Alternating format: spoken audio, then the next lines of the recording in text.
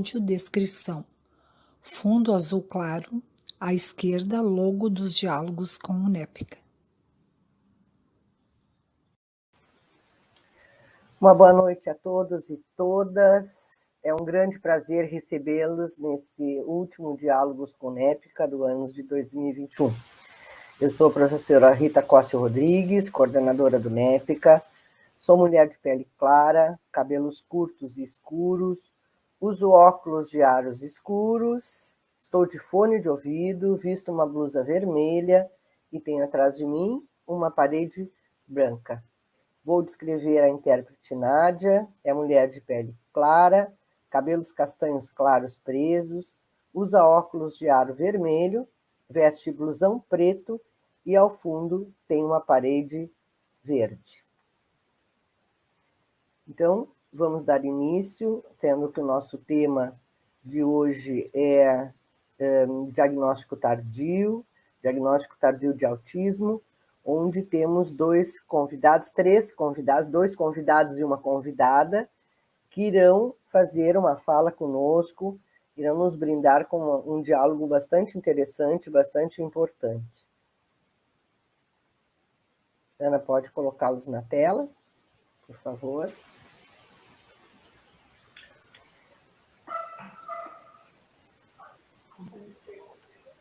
Bom, então nós temos o doutor Adolfo, homem de pele clara, cabelos castanhos lisos curtos, veste camisa xadrez de azul e branco, tem ao fundo uma parede bege e branca. O doutor Adolfo é da Faculdade de Medicina da UFPEL, Pelotas, tem residência médica em neurologia pelo Hospital Moinhos de Vento, Porto Alegre, e pós-graduação em doenças cerebrovasculares pelo Hospital Moinhos de Vento. Temos também o Dr. José Luiz, presente conosco, homem de pele clara, cabelos e bigodes e barbas grisalhos, usa óculos de aro preto, veste camisa azul e tem ao fundo uma parede branca. O Dr. José Luiz Juliano Zanota é médico de saúde pública, tem um neto que teve transtorno do espectro autista comprovado ao ano e 11 meses de idade, e este fato levou a refletir sobre seu comportamento, buscando também ajuda especializada, sendo confirmado com transtorno do espectro autista aos 68 anos. Na tela temos ainda a Luana, nossa querida amiga Luana. Luana é mulher de pele clara, cabelos pretos lisos e compridos, veste blusa preta estampada e tem ao fundo estante com livros.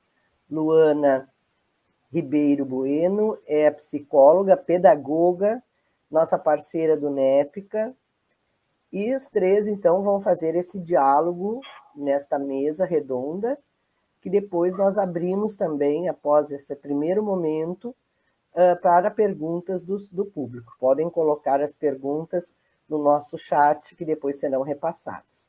Então, doutor Adolfo, doutor José, Luana, um grande prazer recebê-los nesta noite, uma honra para nós do NEPICA, e desejamos, então, uma boa mesa e estamos aqui à disposição para o que for necessário posteriormente.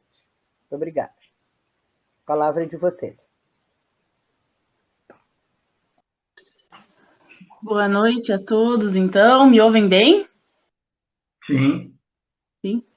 Então, é um prazer imenso poder estar aqui nessa noite compartilhando um pouquinho, né, de tudo que a gente trabalha ao longo dos dias e com dois grandes profissionais, né, um ao qual também tenho o prazer de acompanhar e a caminhada de uma forma mais pessoal também, né, doutor Adolfo e doutor Zanota.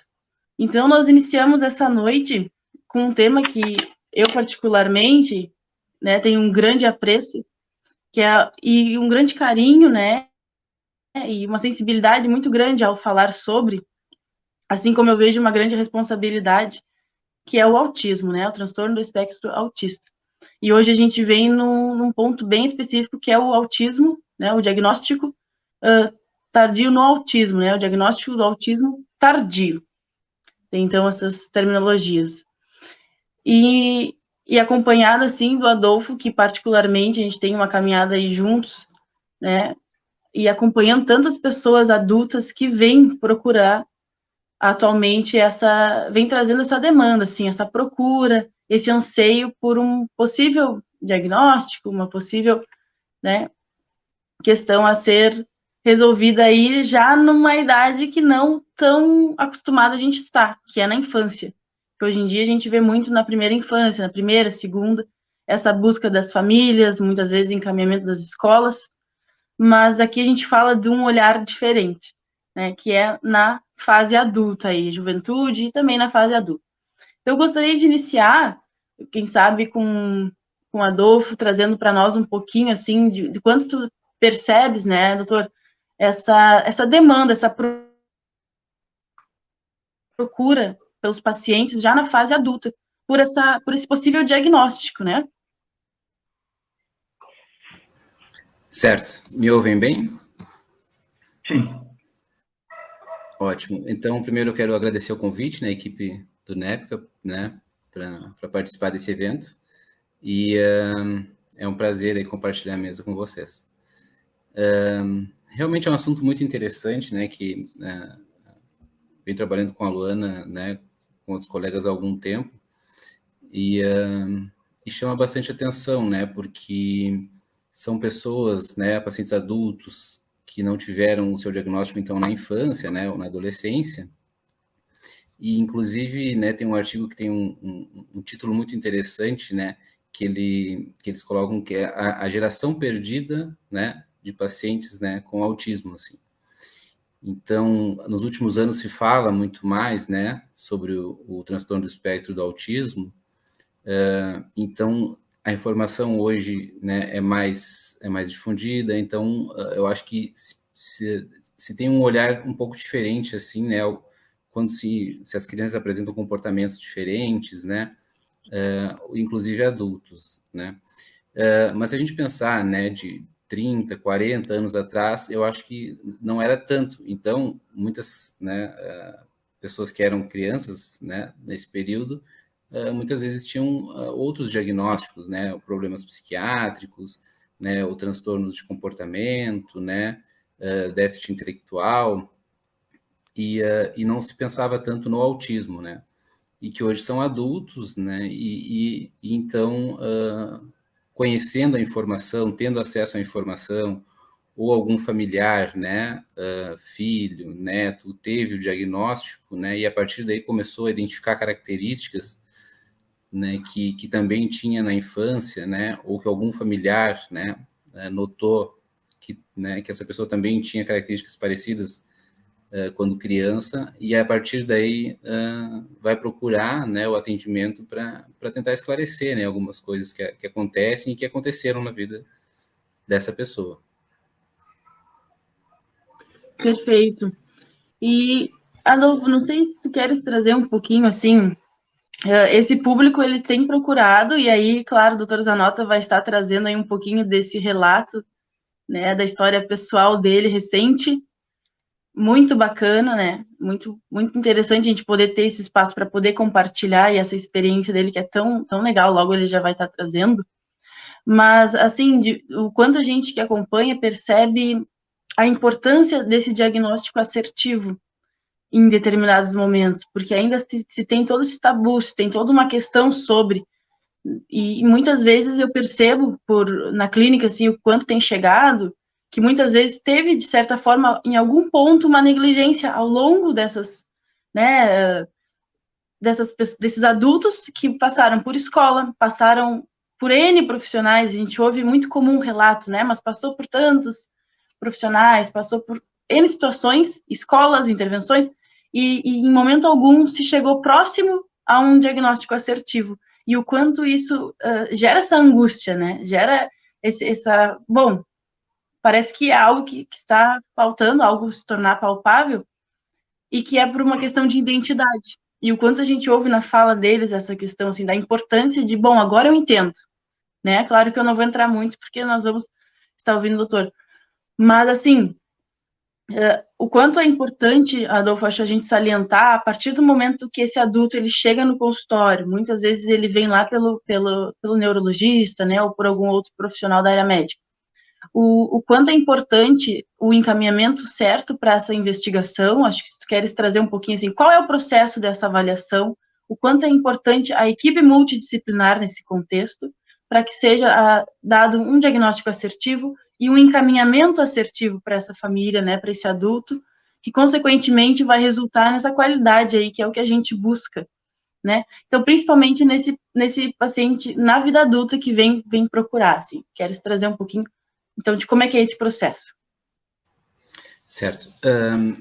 Na maioria das vezes, né, os pacientes procuram, eu acho que a maioria das vezes é porque algum familiar, né, teve o diagnóstico, ou filho, né, sobrinho, neto, né, teve o diagnóstico e a partir daí, né, se identificou características e então, né, o paciente procura o atendimento. Muitas vezes, né, colegas indicam, né, para uma avaliação, porque encontraram características, né, que fazem parte do espectro,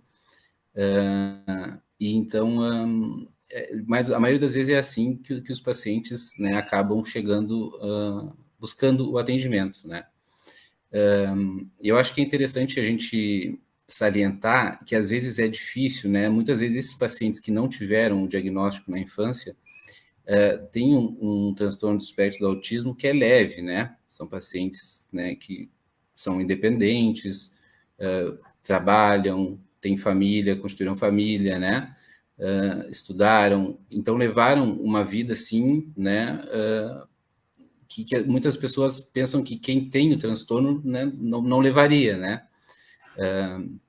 Ainda se tem às vezes aquela ideia, né, de que quem tem o transtorno do espectro do autismo é uma pessoa, né, que não consegue se comunicar, né, que não vai conseguir fazer uma faculdade, né, não vai conseguir constituir família, tem uma dificuldade muito grande, né, em relacionamentos, né, então muitas vezes pensa que tem um déficit cognitivo, né, sempre, então existe ainda, né, esse estigma, assim, do autismo, né, então a gente tem que pensar que não é assim, o espectro ele é amplo, né? Então pode ir desde casos muito leves até, né, casos com características mais importantes, assim, né? Podem prejudicar um pouco mais algumas habilidades. Então, eu acho que isso a gente tem que ter em mente, né, na hora que a gente está falando do autismo. Perfeito. Bom, eu acho então que agora, né, a doutora Zanota quer trazer para nós um pouquinho do seu relato, da sua experiência, né? É muito agradável lhe ouvir falar, assim, para quem está entrando agora, o doutor Zanota, ele é um profissional da área médica, né? Aí já com uma carreira de alguns anos, e recentemente, então, teve a conclusão do seu diagnóstico do autismo. Então, com a palavra. Boa noite a todos. Em primeiro lugar, eu queria fazer um agradecimento e uma referência a esses dois profissionais fabulosos, o Dr. Bonô e a psicóloga Luana, que me deram esse presente, né, que foi o diagnóstico do espectro autista. Eu sabia, sempre soube que era diferente das outras pessoas, né, desde a minha infância até a faculdade, tá? Mas quando eu entrei na faculdade, então a gente começa a estudar, tem a parte de psicologia, tem psiquiatria, que são matérias da faculdade. Isso eu não cheguei a conversar com a consulta com a psicóloga, mas eu me dei conta agora que isso foi uma das razões que fez com que eu me despreocupasse em relação ao meu comportamento. Por quê? Porque não configurava nenhuma doença mental, tá? E como eu tenho na família, tinha na família, são falecidos, a minha mãe tinha transtorno bipolar, uma irmã dela também tinha transtorno bipolar, eu tive 2 tios com esquizofrenia. Então, aí, a minha tranquilidade foi saber que eu não tinha nenhum desses problemas, né? Mas eu sabia que tinha alguma alteração, alguma alteração comportamental. Uma alteração comportamental. Isso começou nas minhas memórias. Isso aí a gente foi trabalhando até com a psicóloga Luana, e eu fui recordando. A minha primeira lembrança de uma situação anormal foi quando eu tinha aproximadamente 5 a 6 anos de idade, e eu me lembro que a minha mãe disse para o meu pai que eu não tinha condições de ir para a escola. Eu já estava em idade de entrar, naquela época não tinha pré-escolar, chegava aos 6, 7 anos, já entrava para a escola. Então, ela disse para o meu pai que eu não tinha condições de ir para a escola. Então, ela percebeu alguma coisa no meu comportamento, para ela dizer isso. Não sei o que, mas ela percebeu. Aí,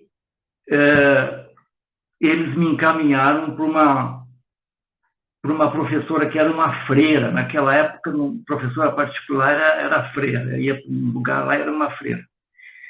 E essa freira me colocou no meio de várias crianças na minha idade, né? A gente começou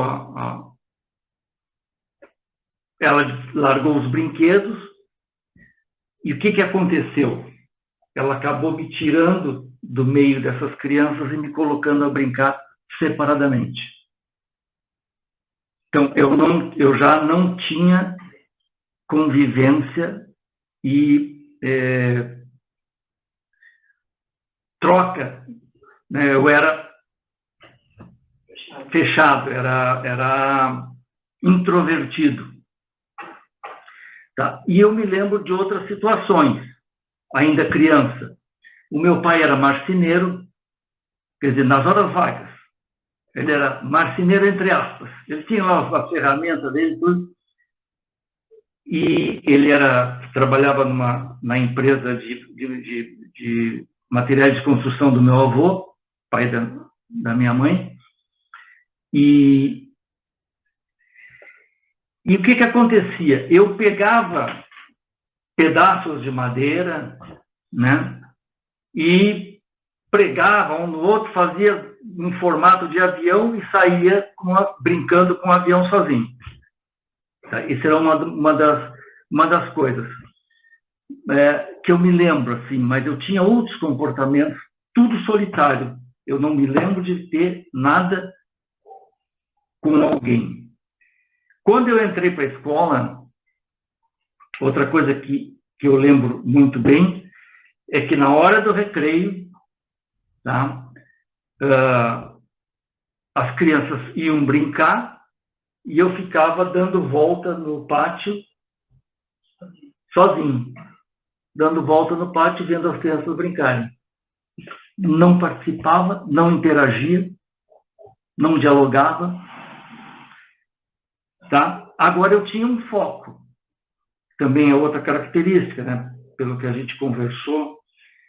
Naquela época, o foco era nutrição. Não sei de onde que veio da minha cabeça aqui, nutrição. Aos 10 anos de idade, eu li um livro de 500 páginas sobre nutrição. O livro chama-se Nutrição e Vigor.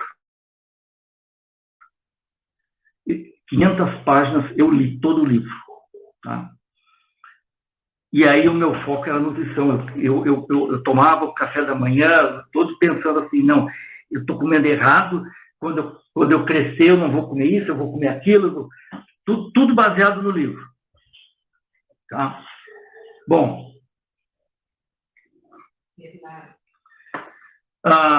mas isso, né? Depois que eu fui, conforme eu ia crescendo, né, o meu foco virou para o estudo, felizmente. Virou para o estudo. Aí eu comecei a só queria estudar. Eu me acordava às 6 da manhã, começava a estudar, ia para a escola, naquela época era o ginasial, voltava para casa, ficava estudando, chegava de noite, jantava, voltava a estudar, sei lá, 11 horas da noite, que eu ia dormir, no outro dia, se eu pudesse, eu nem dormia para ficar estudando. Isso me fez quer dizer, era uma maneira de eu me isolar e de manter o meu foco numa coisa que me fez muito bem. Tá? Aí na faculdade foi o que eu falei para vocês. Na faculdade eu me tranquilizei em relação a não ter uma doença. Eu sabia que eu era diferente, que eu tinha uma alteração de comportamento. Bom, e aí eu fui levando a minha vida.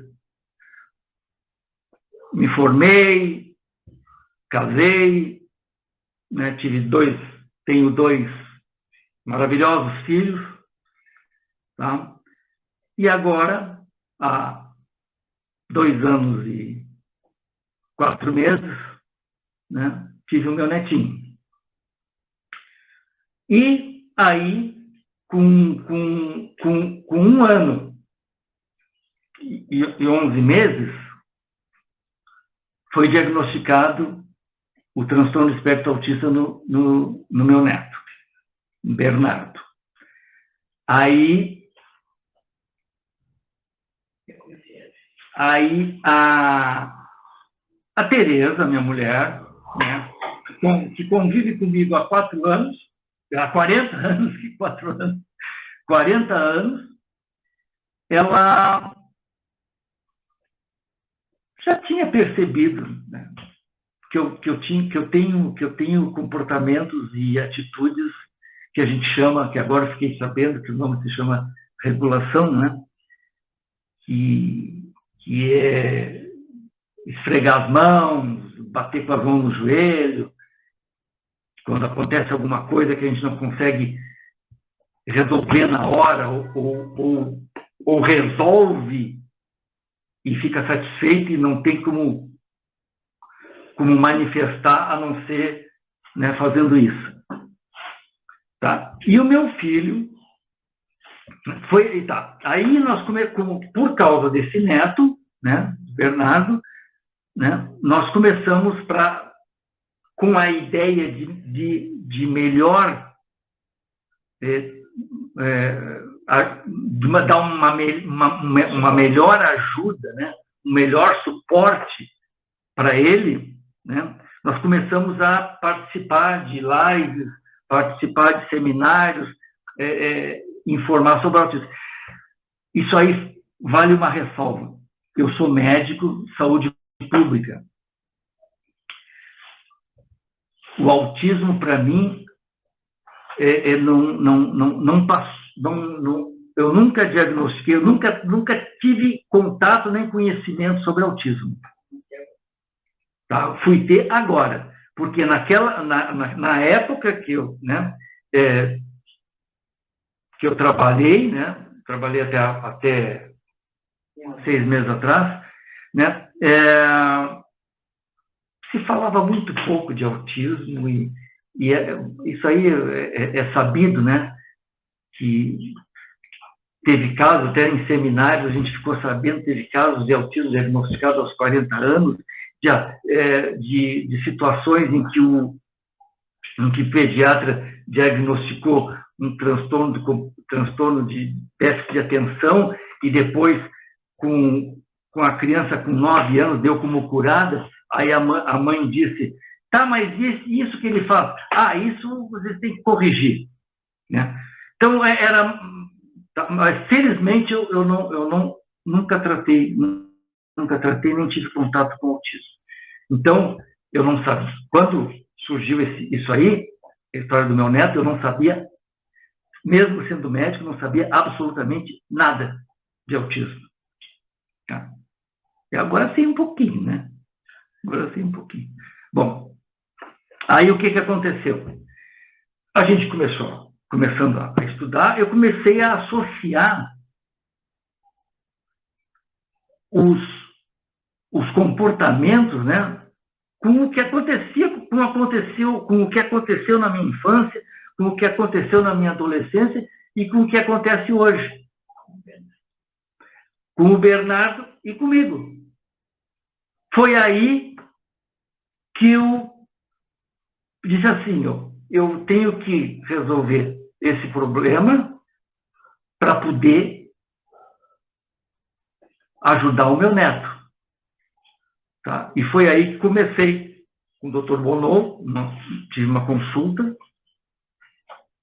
ele me caminhou para a psicóloga doutora Luana, e aí foi maravilhoso, né? Foi maravilhoso, porque além de a gente estar podendo ajudar o nosso neto, eu tive uma resposta para essa situação que, embora, se não houvesse o Bernardo, não iria me causar problema, mas me trouxe uma paz, uma tranquilidade, até uma felicidade em saber que eu não era uma pessoa doente, que eu tinha só uma alteração de comportamento, mas eu não era, né? E que é muito parecido com o Bernardo. Então aí eu já disse mais ou menos tudo que eu queria, eu anotei até algumas coisas, mas era isso, né? Eu acho que já o meu tempo já deve estar mais ou menos aí, e eu fico à disposição. Não sei se eu fui claro, se eu me expressei bem. Gostaria de ver a opinião de você sobre o que eu disse. Muito bem, doutor. Inclusive da intérprete, tá? Para a gente já dar seguimento. Então, a descrição da intérprete Cristiane. Mulher de pele clara, cabelo loiro e escuro, presos, usa óculos de aro preto, veste camiseta preta e ao fundo cinza. Bom, dando sequência... Pode falar. Só para acrescentar, o tema é diagnóstico tardio de autismo. Então, eu não falei a idade que foi diagnosticado o autismo em mim. 68 aninhos. Tá? Mas eu, numa conversa que eu tive com a psicóloga Luana, parece que já teve um que ganhou de mim, né? Teve um diagnóstico com 72 anos, né? 71 ou 72, isso mesmo. 72 anos, né? Eu gostaria, agora a gente vai, bem isso, assim, depois vai ter as perguntas, eu só peço que o pessoal que está assistindo aproveitem este momento, assim, para deixar suas perguntas, sei que tem bastante pais, né? E por que eu trago a questão dos pais? Porque a gente ouve muito o anseio deles na questão, assim, de o que será que vai acontecer, né, com o meu filho? Então, a gente faz a intervenção, está sendo tudo que é possível é proporcionado.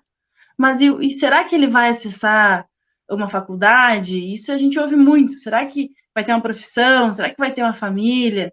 Então, por isso foi tão a ideia, assim, bacana do grupo estar trazendo, assim, até o seu relato, para ver que sim, né? A gente não está aqui romantizando uma situação, até porque a gente trabalha com, uma questão de espectro. Então, tem vários níveis, várias situações, e cada pessoa, cada indivíduo é totalmente diferente, totalmente único.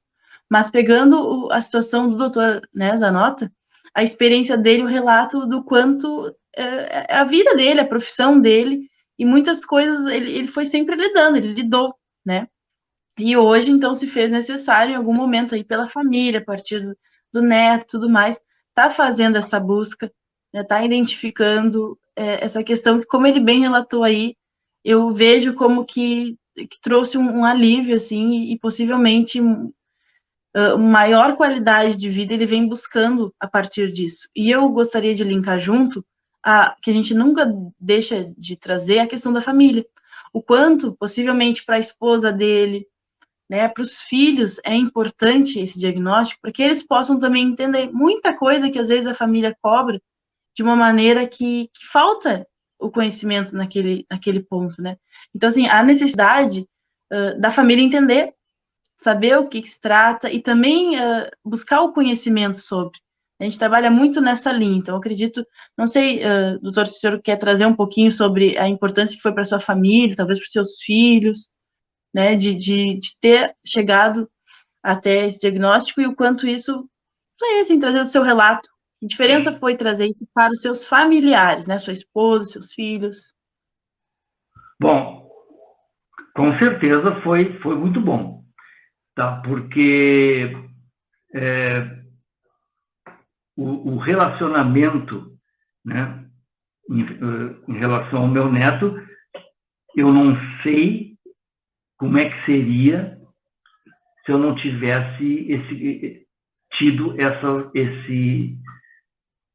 esse contato com vocês e esse conhecimento, né, sobre o autismo e o fato de ser, né, ter esse espectro autista. Mas eu percebo que, principalmente da parte do Guilherme e da Raíssa, que são os pais do Bernardo, que eles gostaram da ideia, gostaram da nossa atitude, né? E inclusive o Guilherme, quando eu falei que tinha tido, quando foi dado, né, o diagnóstico, o Guilherme, eu sabia, um pouco brincando e um pouco porque ele também percebia algumas atitudes minhas que lembravam, né, o espectro autista, né, e eram parecidas com as atitudes do filho dele, do Bernardo. Então, para ele foi muito bom também ver que como a Luana falou, né, que o pai dele, né, tem o espectro autista e mesmo assim tem uma vida digna, né?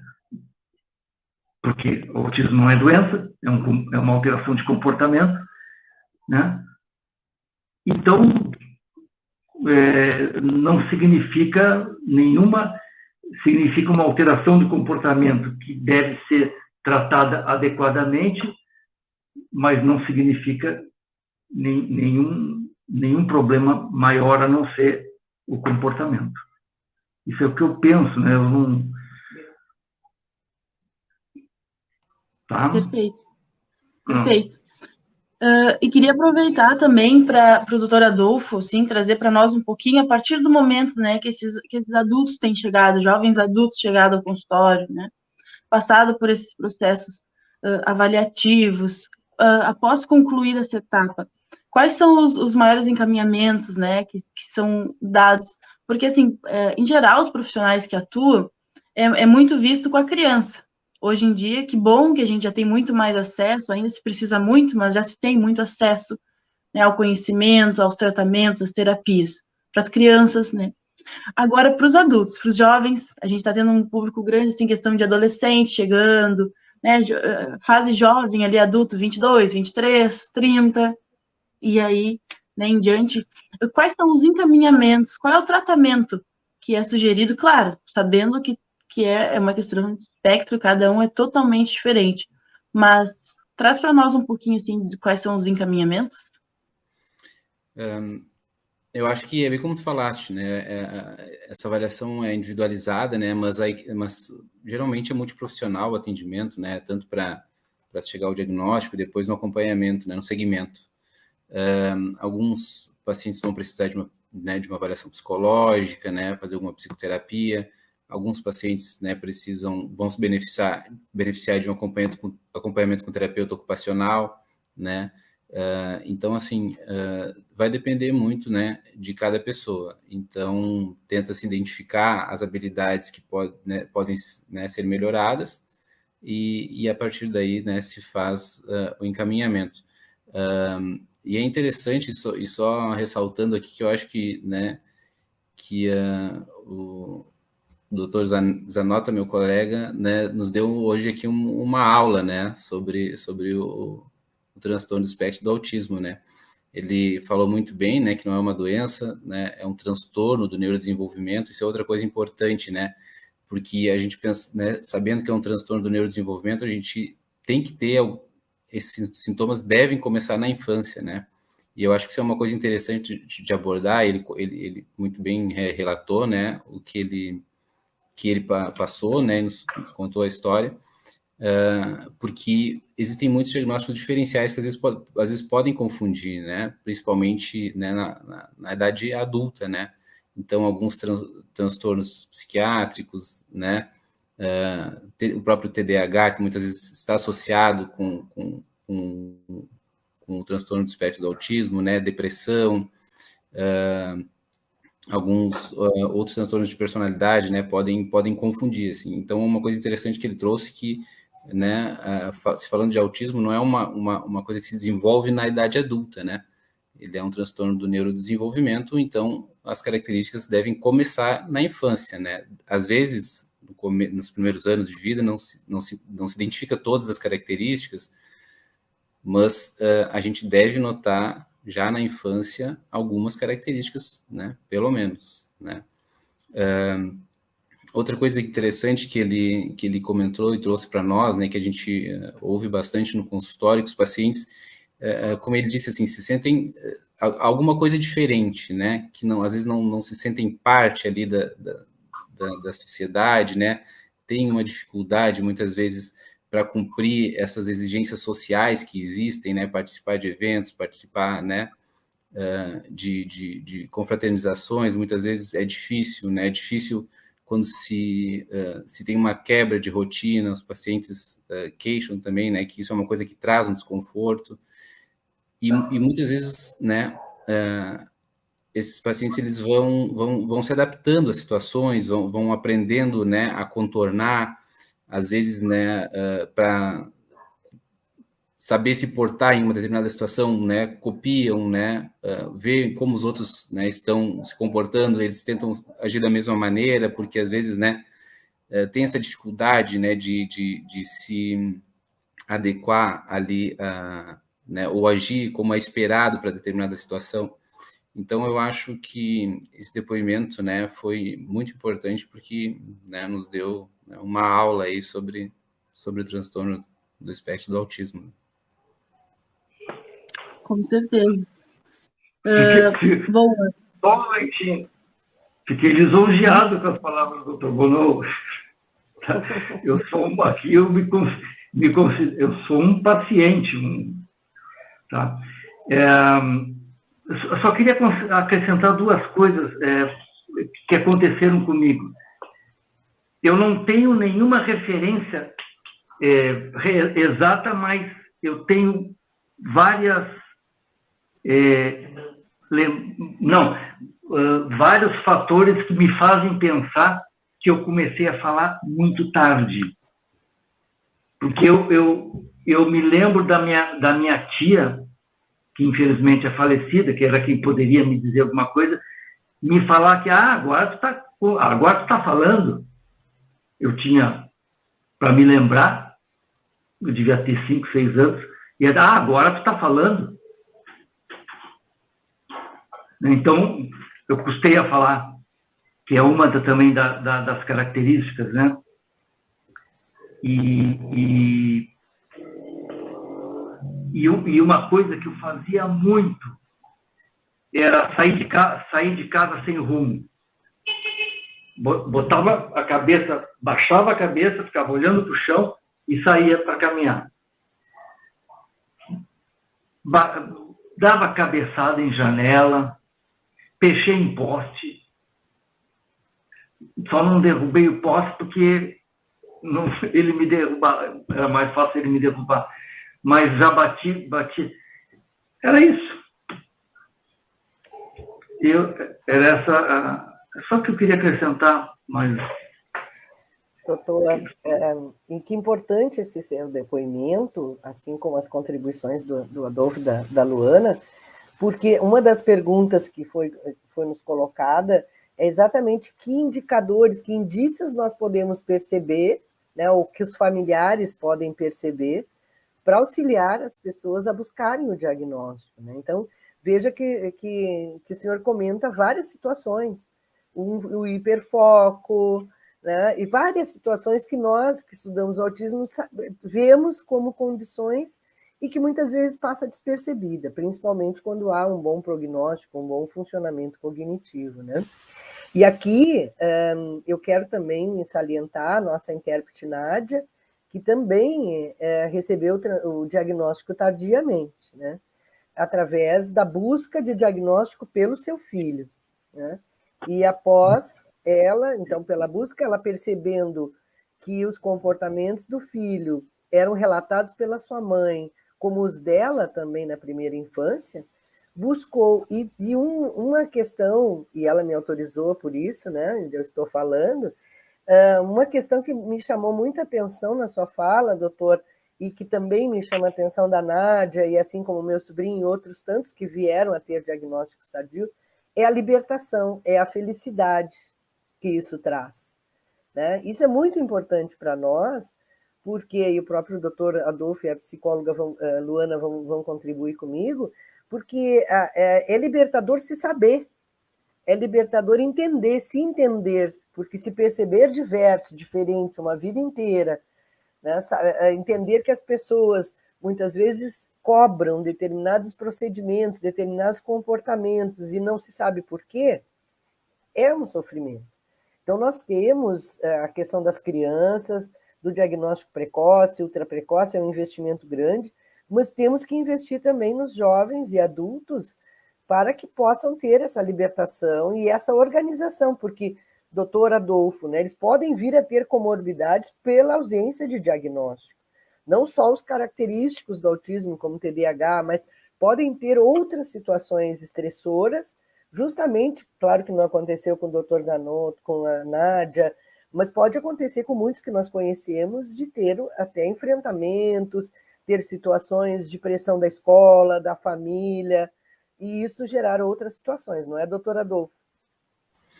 Exatamente, Rita, muito bem, né, colocado, porque, inclusive, né, essa exigência social que existe é uma das coisas que, né, que pode levar, por exemplo, a desenvolvimento de depressão, inclusive, né, existem algumas comorbidades, né, que são outros transtornos clínicos, né, que podem aparecer junto, mas muitas vezes pelas situações, né, então, por exemplo, se existe uma exigência social, né, mas, né, a pessoa que tem o transtorno, muitas vezes ela não é uma coisa, né, que é interessante para ela, que faz bem, que ela se sente bem em determinadas situações, e que pode, e para suprir, né, cumprir esses deveres sociais, ela participa. Isso pode gerar um sofrimento, gerar depressão, né? Também se sabe que é maior o número de pensamentos suicidas, inclusive, né? Então, isso realmente é importante, assim, essa conscientização, né? Para que famílias, né, amigos, família, né, conheçam, né, e saibam, né, também lidar com essa diferença, né? E além de outros, né, transtornos assim mentais, podemos dizer, como depressão, ansiedade, que podem acontecer. Outra coisa, só aproveitando, é interessante falar, né, que os pacientes, né, que têm o transtorno do espectro do autismo, na idade adulta também tem uma tendência maior, né, de ter a hipertensão, diabetes, né, aumento de colesterol. Isso pode levar, né, consequentemente, a maior número de AVCs, né, infartos. Então, tudo isso é importante, né, envolve também todas essas outras coisas que a gente tem que estar atento, né. Duas perguntas ainda, e podem colocar mais aqui no chat, pessoal. Sabemos que para o doutor Adolfo, sabemos que o autismo tem uma influência genética altíssima, né? Os estudos têm mostrado isso, né? E o que o senhor poderia deixar de alerta para as famílias que possuem histórico de transtorno de neurodesenvolvimento, para os acompanhamentos, ou o que o senhor poderia aconselhar para as famílias que já têm processos e histórias de transtorno de neurodesenvolvimento? Sabe-se, né, que mais de 90% da contribuição, né, é genética, né? Ainda tem se estudado muitos genes aí que podem estar envolvidos, e que essa pode ter uma chance maior, né, quando se já tem, por exemplo, né, um filho com o transtorno, ainda não se sabe exatamente, né, o quanto pode se ter de maior a chance, mas sabe que é maior a chance, né, talvez 10%, talvez 20%, é uma coisa que não está ainda, né, bem estipulada, assim, de se ter um outro filho, né, com o transtorno, né. Eu acho que aí tem que se conversar com o médico, né, avaliar cada situação e ver como, né, proceder em cada caso, né. Ótimo. E para a Luana, né? Uma pergunta também colocada no chat. Se na fase adulta também é possível identificar o nível de suporte. Nós sabemos que a partir do diagnóstico se propõe uma série de suportes, como o doutor já falou, né? Muitas vezes, quando é necessário, de terapia ocupacional, de psicoterapia, ou de fonoaudiologia, se for uma questão de fala, e até outros suportes que sejam possíveis e necessários. Mas na fase adulta também se identifica esse nível de suporte, ou a pergunta também pode nos trazer do nível 1, 2 e 3, né? Muito suporte, muita ajuda, muito apoio, pouco apoio, médio apoio, né? É possível se identificar nessa idade adulta o tipo de suporte que as pessoas precisam? Essa questão, assim, a gente vê o quanto, até na infância, aí cada profissional a gente vê o quanto eles abordam de formas diferentes, até o Adolfo pode colaborar nessa questão, porque tem profissionais que têm esse receio em trazer, né, e geralmente é isso, vem da parte do médico que está acompanhando ou com a equipe múltipla para a definição desses níveis. Mas a gente vê ainda alguma segurança em alguns profissionais e não quererem trazer tão específico, em qual nível que ele está naquele momento. Outros já conseguem trazer de forma mais segura, mais assertiva e solicitando reavaliações ao longo, né? Mas essa fase adulta também.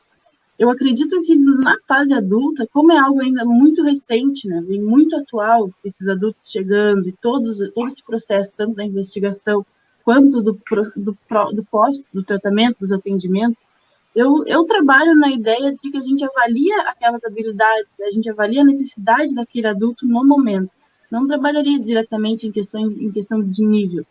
É possível pegar e identificar, tem ferramentas, existem instrumentos para identificar em qual nível aquela pessoa está do espectro, existe. Né? O Adolfo até me corrige caso tenha alguma questão. Mas eu trabalho na linha, então, das necessidades. Né?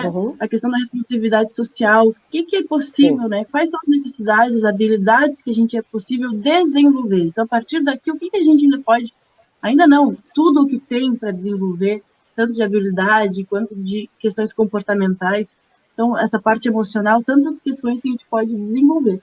Né? Mas não sei, Adolfo, tu queres trazer um pouquinho, assim, de se existe essa necessidade.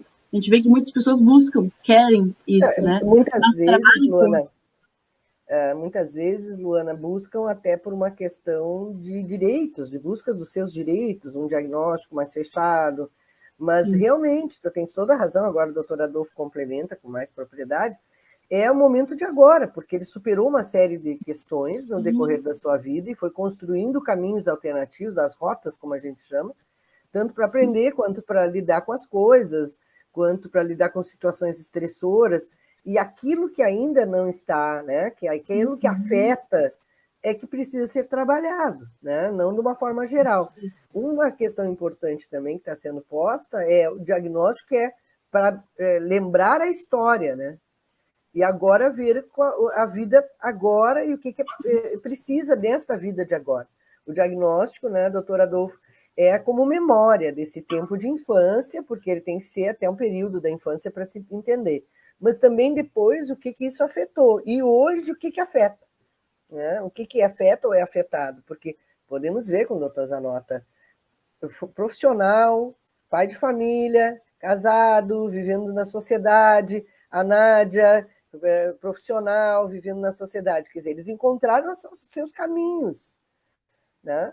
Mas podem ter questões que querem ajuda. Bom, aí a ajuda se vem, não é, doutor Adolfo e doutor Zanota? O que acham disso? Só me deixa, antes do doutor Adolfo falar, só uma questão que é mais uma provocação. Hoje se tem uma abordagem bem diferente em relação ao TEA, né? E muito mais adequada. Agora, pelos seminários que nós assistimos, eu e a minha esposa, como se errou, né, em relação ao autismo. Ah, sim. Como se tomou medidas e tratamentos errados. Uhum. Então, isso, para mim, é bom saber que o meu neto, hoje, está tendo um acompanhamento, uma estrutura de tratamento muito melhor que eu teria na época, se precisasse, ou, né, na época não houve nenhum tratamento, não houve diagnóstico, né? Então não houve nada.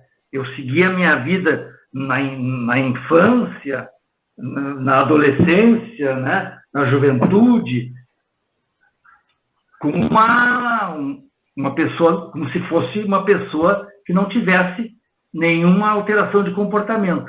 Então, hoje, se tem uma visão e uma conduta muito melhor do que antes. Isso aí não resta a menor dúvida. Não era isso, doutor Bono? Não, eu acho que comentaram muito bem, né? Exatamente, tem que ver a necessidade, né, que essa pessoa apresenta no momento, né? E a partir daí se traçar um plano para tentar melhorar, com o intuito sempre de melhorar a qualidade de vida, né? Seja aí com a psicoterapia, né? Com a terapia ocupacional, com a fono, aí é bem individualizado mesmo, né? Em relação, assim, a níveis, né? Esses pacientes que muitas vezes têm diagnóstico na idade adulta são casos, né, mais leves, né? Então, muitas vezes o nível de suporte não é tão intenso, muitas vezes, quanto às vezes uma criança, né, que está no desenvolvimento ali necessita em casos moderados ou mais severos. Então, é muito individualizado realmente, né? E outra coisa interessante, eu acho, de a gente trazer é exatamente esse relato, assim, dos pacientes, né, quando recebem o diagnóstico, né, a gente costuma perguntar se trouxe alguma mudança, porque muitas vezes, né, a gente, né, ouve assim, mas por que fazer o diagnóstico, né, a pessoa, né, tem uma vida, né, estável, ela constituiu família, né, trabalha, mas o que os pacientes mais relatam realmente, assim, é o autoconhecimento, né, isso traz como até a Donata falou, às vezes uma paz, assim, como eles costumam dizer, né, a questão do autoconhecimento é uma coisa que a maioria dos pacientes, se não todos, assim, referem como principal benefício, assim, ao receber o diagnóstico. Como isso é importante, né? Eu ter esse autoconhecimento, eu saber o que acontece comigo. Então, isso é o que a gente mais ouve nos relatos, né? Isso é muito bom, essa libertação, né? A Rita Soares Ramos nos pergunta se tem material específico para trabalhar nas escolas com autistas adultos. Na verdade, eu passo também para os meus pares aqui da mesa para comentar, mas a diferença, Rita, em relação ao que se aprende para trabalhar com as crianças, são as singularidades, né? É como nós falamos nas crianças também, né? Porque mesmo que o diagnóstico seja o mesmo, transtorno do espectro autista, cada um é um, né? E cada um fez o seu percurso. E na vida adulta ou de jovem, mais ainda, nós temos que ver, como a gente está comentando sempre, que caminhos fez, né? Para aprender, para estar no mundo, como é que é a comunicação, e aí sim, construir os materiais de acordo com esta realidade dele agora como adolescente ou como adulto, né? e as próprias exigências daquele nível de ensino. Mas eu passo também para os meus pares aqui comentar essa pergunta da nossa amiga aqui, Rita. Eu gostaria só de acrescentar, assim, né?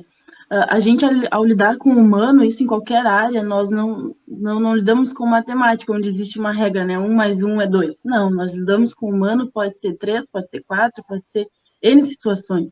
Então, claro, com a criança, na escola, né? Até o ensino médio, talvez até, acho que no ensino médio até não, até menos.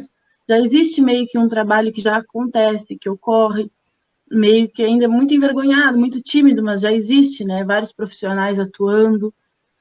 Agora, com a questão dos adultos, o que pode ser feito? Não existe, assim, uma fórmula, né? Mas é sempre partir do olhar daquele profissional, e por isso que eu entendo, assim, tanto a escola quanto o profissional do AEE, quem vai estar à frente, é importante ter conhecimento, né? Conhecer as N possibilidades, formas de estratégias de intervenção, tudo que é possível de fazer, e a partir do momento em que eu me proponho a conhecer aquele aluno, bom, vai ser construído com ele.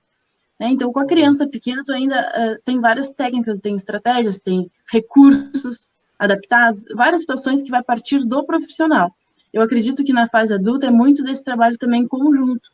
Então, assim, de ver com aquele adulto qual que é a maior necessidade, entendendo, e é possível, sim, adaptar muitas situações que é utilizado com os menores, mas não se limitar a isso, né? Mas está aberto, e aí vai muito desse profissional, também está aberto a construir algo novo com esses alunos que estão chegando, né? E eu queria aproveitar para colocar, como tem vindo, assim, essa grande questão de adultos, a gente tem muitos alunos da universidade, né, que estão tendo seu diagnóstico recentemente, e a gente sabe o quanto a UFPEL faz um trabalho bacana, claro, que ainda tem muitas questões a desejar, como em todas as outras instituições, sim, mas dentro de tantas que a gente acompanha, a gente sabe que a UFPEL vem traçando um trabalho muito legal, né, e se propondo a fazer isso junto com os alunos, o que é essencial.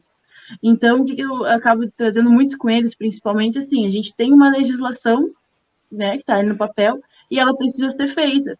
E só que nós temos esses adultos chegando hoje, né, buscando isso. Então, vai muito da propriedade deles reconhecerem as suas demandas, saberem qual é a lei e irem construir esses caminhos para buscar pelos direitos deles. Né? Então, tem muitos caminhos que eles não estão traçados. A gente estuda, o pessoal do AE, todo mundo estuda, mas tem caminhos que eles não estão traçados. A gente vai construir. Então, parte do ponto da gente estar aberto a construir junto com eles. Eu acredito que é muito, muito isso, assim. E vem também na direção do que o doutor Zanota falou. Né? Nós vamos avançando também nos estudos, das formas de terapias, das formas de tratamento, aprendendo mais, né? No futuro, penso que mais ainda, doutor, né, do que tínhamos no passado, porque é um campo de estudo dos mais pesquisados atualmente. Né? Quando comecei a estudar, se tinham pouquíssimas bibliografias, pouquíssimas referências, e hoje não, hoje é um estudo muito ampliado. Né? O Fernando nos pergunta aqui, nos fala, ótimo papo, gostaria de perguntar aos três sobre discriminação e preconceito que pessoas com transtorno do espectro ainda sofrem, especialmente no diagnóstico tardio. Como podemos trabalhar para a despatologização?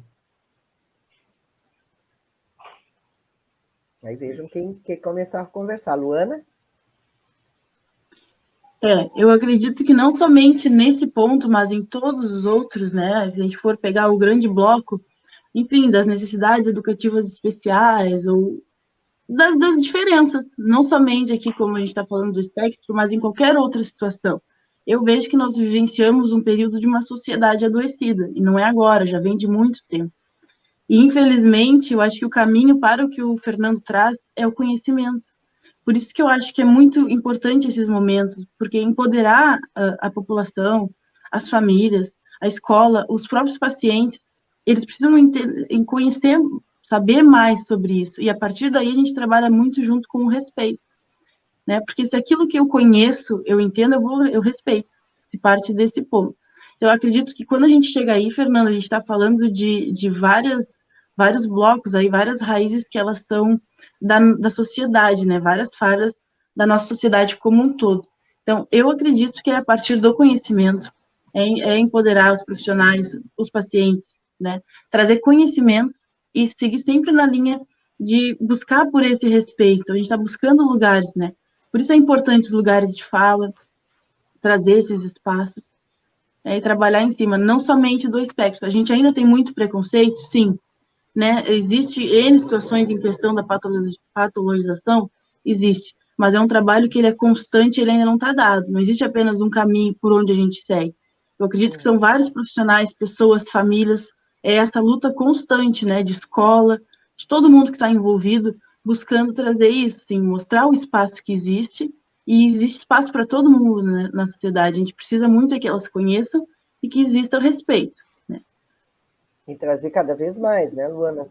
Momentos, discussões, pensando Sim. em todos os momentos, né? Nós temos um investimento grande nas crianças, na intervenção precoce, no diagnóstico ultra precoce, mas é preciso também investir nos jovens e nos adultos, tanto no diagnóstico quanto nos direitos e nos caminhos que eles possam buscar, né?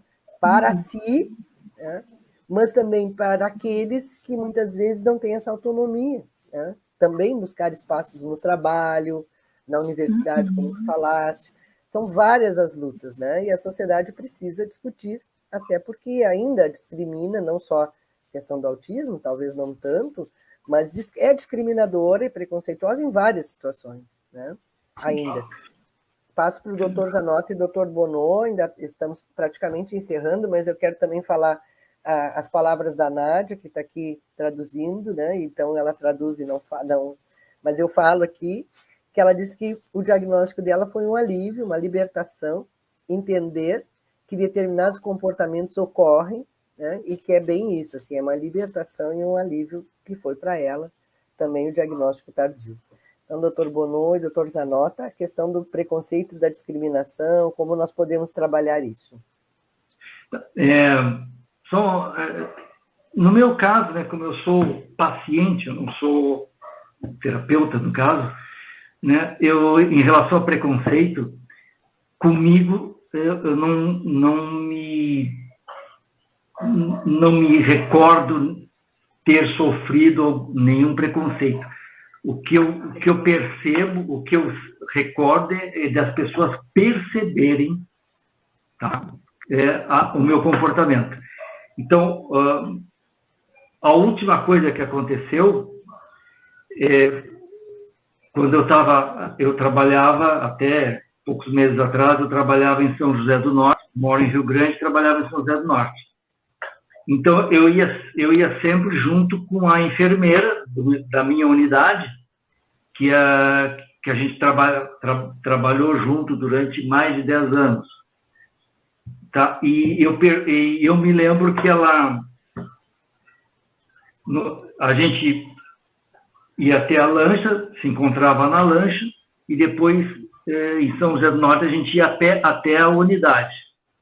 O que acontecia? Nesse período que eu estava com ela, eu baixava a cabeça e ia caminhando, e não enxergava ninguém. As pessoas passavam, me cumprimentavam, mas eu não respondia, porque eu estava noutra esfera. E ela dizia: Zanotta, essa pessoa passou por ti, te olhou, e tu nem desse bolas. Não vi. Então, ela percebia, né, uma atitude minha que para ela às vezes até poderia parecer uma falta de sensibilidade, uma falta de educação, né? Mas ela nunca falou nada. Quer dizer, as pessoas na minha situação percebiam, mas não me discriminavam. Sim, era isso. Não, eu acho que é exatamente isso, né? Trabalhar, né? Disseminar essa informação, né? Quando a gente, como foi bem colocado, né? Quando a gente, né, consegue ter o conhecimento, sabe o que está acontecendo ali, eu acho que é uma das maneiras de compreender, né? Às vezes eu acho que as pessoas, antes, né, quando não tem o diagnóstico, ainda muitas vezes podem ser rotuladas, né, como pessoas grosseiras, né, pessoas rudes, né, comportar de determinada maneira, né, em determinada situação, né, e isso não é uma coisa que, né, por querer, né, porque às vezes tem uma dificuldade de compreensão, né, de como, da situação em que ela está inserida naquele momento, né, então muitas vezes, né, pode-se criar esses rótulos, assim, aquela pessoa é grosseira, né, ela não tem filtro, né, então isso é outra coisa que também acontece antes, né, de se ter o diagnóstico às vezes, né. Mas eu acho que, né, a Luana, a Rita comentaram muito bem aí sobre... Eu penso Doutor, exatamente a mesma coisa. A questão do comportamento social muitas vezes não faz sentido, né? Uhum. Então, é aprendido, mas muitas vezes não faz sentido. E aí está focado no outro ponto e aquilo ali pode passar meio despercebido, né? E as pessoas não entenderem. Então, mas no momento que tu te coloca sabendo, tu já também sabe como proceder, né? E as próprias pessoas à volta vão também entender determinadas situações, né? De repente, não responder no momento, estar focado em algo, não se interessar pelo assunto.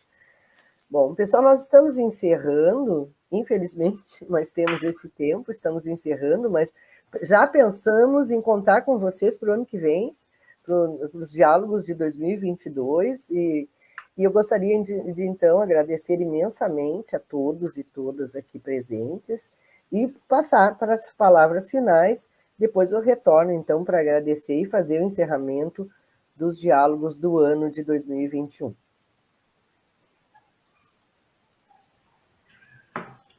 Posso? Sim. Posso falar? Por favor, por favor. Então tá. Eu me sinto muito feliz em poder ter contribuído com alguma coisa, né? Mas eu tenho absoluta certeza que me fez muito bem esse contato, esse nosso encontro, né? E se eu puder ter tido uma pequena contribuição, já me faz muito feliz. Tá? Muito obrigado a todos vocês. Tá? E até uma próxima, estou à disposição. E vamos contar com o senhor, foi um grande prazer, doutor, contribuiu e muito conosco. Muito obrigado, eu que agradeço. Tá? Então, até uma próxima oportunidade, quando precisar, quando quiser, eu estou à disposição. Tá ótimo, tá? Então, que bom. Eu também quero agradecer muito, né, a equipe do NEPCA pelo convite, foi muito bom participar dessa mesa. Agradeço a todos que participaram, todos que estão, né, assistindo, e se precisarem também, fico à disposição para um novo encontro. Obrigado. Com certeza também, doutor, vamos contar com o senhor muitas vezes. A nossa querida Luana, do NEPCA. Eu não poderia deixar, assim, esse momento, né, o pessoal que acompanha sabe o quanto que eu gosto, assim, de trabalhar com autismo, com todo esse mundo, assim, né, mas eu não tenho como encerrar, assim, esse espaço sem dizer o quanto a Rita, né, e aqui minha professora de muito tempo, o quanto ela fez diferença na minha caminhada, né, e aonde a gente vai, a gente usa ela como referência, e depois veio a Maria Tereza junto, né, e as quais acompanham esse grupo que é tão importante na cidade, na região, fundamental, assim, esse trabalho. E por que eu faço esse link? Vou ser bem rápida, porque eu vi aqui que nos comentários muitas pessoas colocam, e eu ouço muito nos espaços de fala, que bom ouvir, a gente vê que não está sozinho, né? A gente ouve muito isso. E eu gostaria de dizer que, ao longo, assim, de da caminhada que a gente tem aí acadêmica, eu ouvi, na verdade, foi através da Rita, né, dessa figura que vem representando luta, representando local de fala, representando que, sim, é importante falar, e que tem espaço, e que tem muitos caminhos a serem construídos. E isso eu vi muito a partir dela, numa cidade tão grande, numa universidade, enfim, tantas questões grandes, eu ouvi a partir dela, do grupo dela, dos profissionais que vieram a partir dela. Né? Então, assim, se eu sou um professor sozinho na escola, lutando pela inclusão, lutando por N situações, mas siga fazendo. Se eu sou um profissional lá no meu consultório, lá no hospital, aonde quer que seja, se eu sou um pai lutando sozinho pelos direitos do meu filho, continue. Né? Então, assim, o sozinho, não, ninguém está sozinho. a gente vai construindo e que a gente possa estar disseminando essa semente de luta. Não é romantizar, né? Não é fácil, é uma batalha diária, tanto enquanto profissional, quanto familiares, quanto os próprios pacientes. Mas, assim, é possível. E a busca é por uma qualidade de vida, é por menos sofrimento, é por menos desigualdade. Né? Então, assim, não estão sozinhos, continuam, cada um no seu espaço, e a gente vai trazendo esses locais de fala para que essas pessoas vejam que sim, que existe uma luta e que é muito importante. Então, Prof. Rita, deixo aqui o meu agradecimento e fico muito honrada também, né, em estar aqui compartilhando com o doutor Adolfo, com o doutor Zanotto também, que veio aí trazer, enfim, renovar aí as nossas caminhadas e seguimos sempre em frente. Obrigada. Agradeço muito, Luana, querida, sabe o quanto te admiro e quanto tu faz parte da nossa história, do nosso grupo.